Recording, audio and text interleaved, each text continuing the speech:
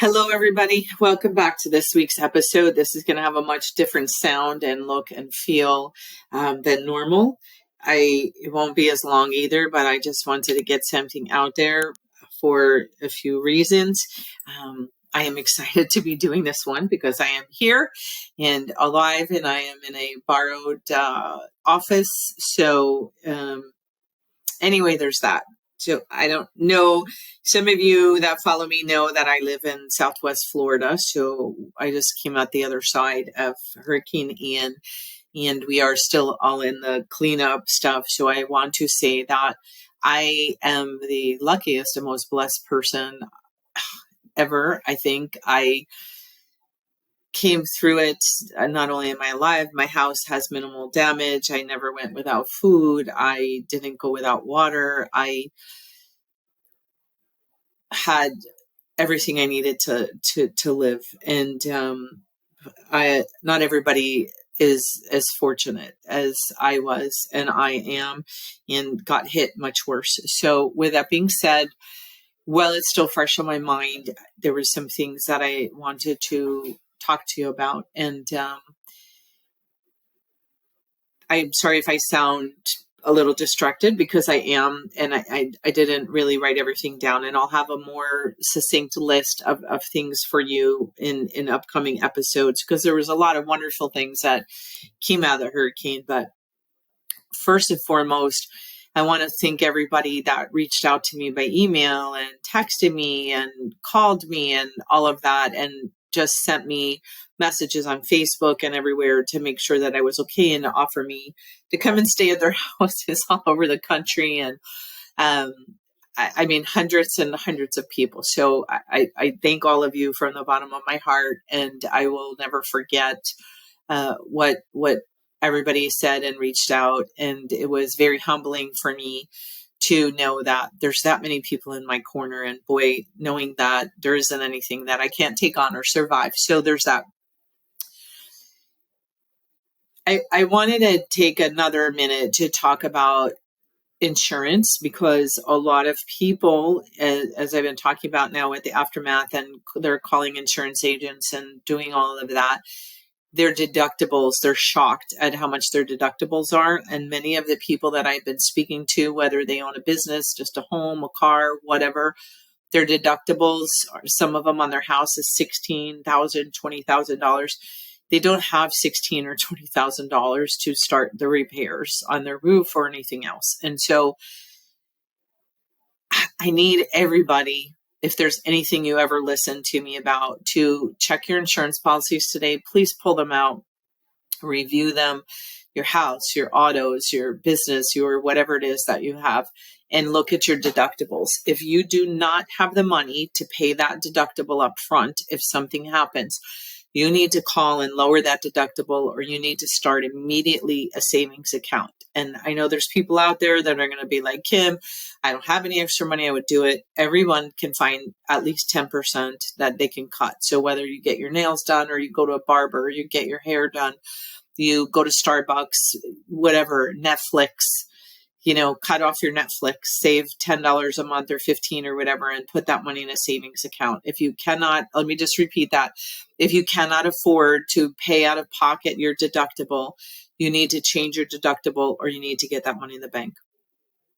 Okay. Second of all, I'm going to get a lot of flack for this, but you know what? It is what it is. And I'm not, able to sugarcoat things this morning. So this is not disrespect for anyone that goes to college or works really hard in school to get a degree, to get your master's or doctorate, your whatever it is. I am not being disrespectful to anyone, but we got to get over ourselves here and stop thinking about how much better sometimes people think because they've gone to college, or they have a degree, or they have initials next to their name, versus blue collar workers. Because I will tell you right now that what is keeping the state of Florida going, and Southwest Florida, is not anyone with the fancy initials next to their names. It's the blue collar workers, it's the linemen, it's the plumbers, it's all of that stuff. That's who's keeping it going. The truck drivers that are bringing supplies here, the National Guard that is trying to help keep things in order, the water company, the propane people, the small businesses that are giving out food to feed the linemen and the emergency workers. That's who's out there today. No one gives a crap about anybody's degree. Nobody cares about whatever their college debt. No one cares about any of that right now. They care about kind humans and what they can do. And so, we have people that just, waiting till the businesses can open. And I'll tell you that in my area, the people that have the small businesses that are keeping this community going and the surrounding communities are people that went through the same hurricane, went through the same problem. Some of them don't have roofs. Some of them don't have water. Some of them don't have electric at home. Some of them lost their home. But they're at their business right now, today and every day, trying to keep the community going because they know how important it is. So if you have a small business right now, I want you to just look in the mirror and tell yourself that you are a hero, because you are what is keeping America going. You are what is keeping right now the aftermath of Hurricane Ian going. And you're the ones that are giving hope and inspiration, and that you're sacrificing fixing up your own homes and doing those things to help the community. There is no one that could ever repay that kind of kindness.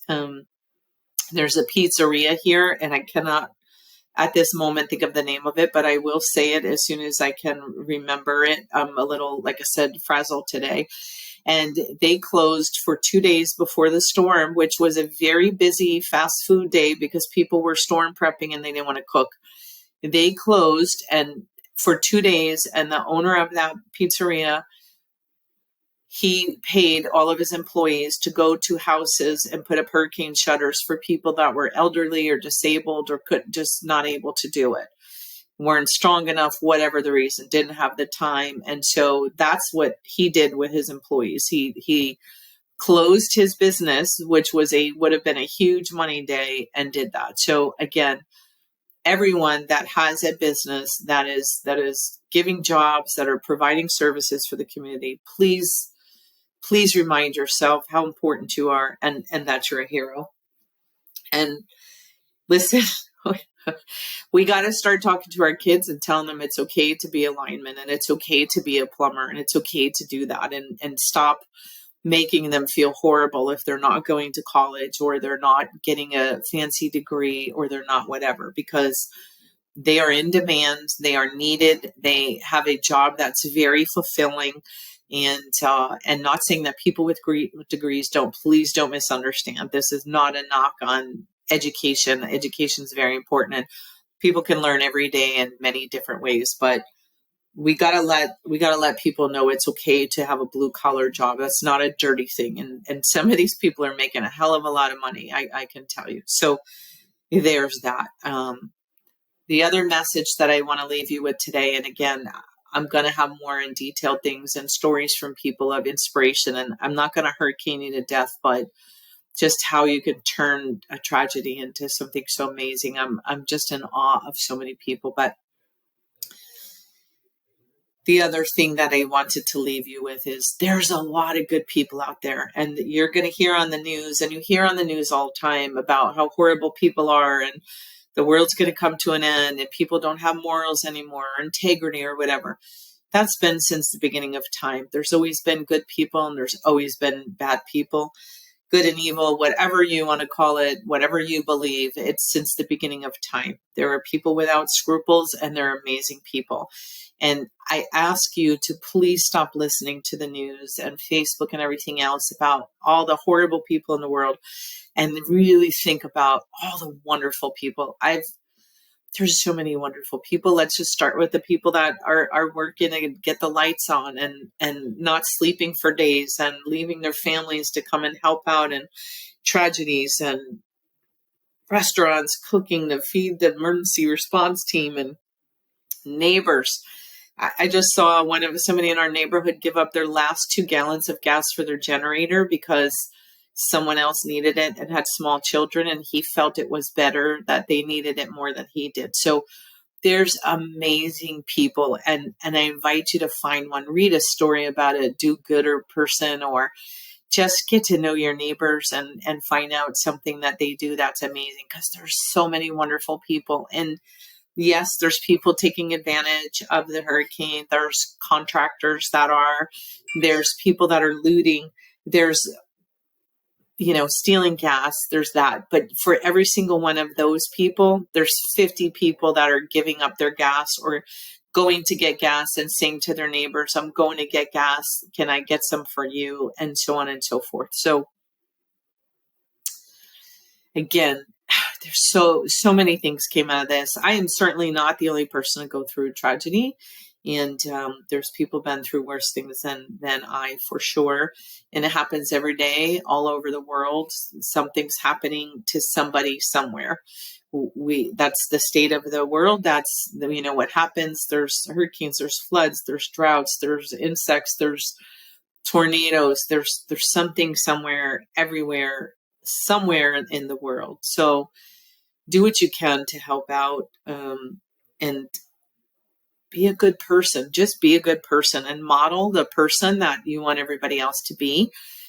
I see a lot of people spending an awful lot of time on Facebook and talking about this person and this contractor and that business, and negative, negative, negative. And I invite you to ask yourself, what are you doing to bring positivity in the world? What are you doing to make the world a better place? What are you doing to give back and not spread the negativity? Because we could do that all day long. It's so easy, right, to find bad things and service, that's not. There's a community Facebook page where I live, and there was somebody on there complaining yesterday that they didn't have internet, and this is unacceptable, and so on and so forth. And I mean, the neighborhood just blasted them and said, they're working to get the lights on, they're working to do whatever, and they got to prioritize. And so, think about everybody else and their needs. And, it's more important for them to get electric to everybody than one house to have internet, right? So you got to look at the big picture and not just me, how everything affects you just in general. But so again, I will be back next week, hopefully, with some guests and back to the regular format. But just wanted to leave you with those few things for now. And that's one, just to recap, please make sure that you look at your insurance. And today, please do it today. Look at your deductibles. Look at all of that. And again, if you cannot afford right now, if tragedy struck, to write out a check or take the money out of the bank or your mattress or wherever you keep it to cover that deductible, you need to lower that deductible or make sure you get the money in the bank. And please don't say that you can't afford it, because there isn't anybody that can't cut 10% off their expenses right now. And if you need help with going through your budget to do that for your business or home, you can email me. All the comments are always at the bottom. I'm happy to help you go through your budget to make sure that you have that. Make sure you know what's covered. They're here for an example. A lot of people have outdoor buildings and sheds and screened-in lanais and other things. When they pulled out their policies and looked, those things weren't covered outside the house. So, take an inventory of everything you have inside and outside your house or business, and sit down with your agent and ask, is this covered? Is this covered? Is this covered? Also, what I'm seeing with some of the policies is not everyone has a replacement cost policy. They have what the value of the house was, the agreed upon value. And so property has gone up in houses quite a bit in the last few years. And so please get a look at that and see what is your house, your business, whatever, valued at, because in many cases, what we're seeing here, the houses are worth double than what they're insured for because of how it was set up. And so they can't build a new house for the money that they'll be getting from the insurance company, because it was not a replacement value. It was an agreed upon value at the time when they set up the policy. So please look at that. to do it today when you're not under the gun, when there isn't any emotion, when you're not worried about a storm coming and all of that.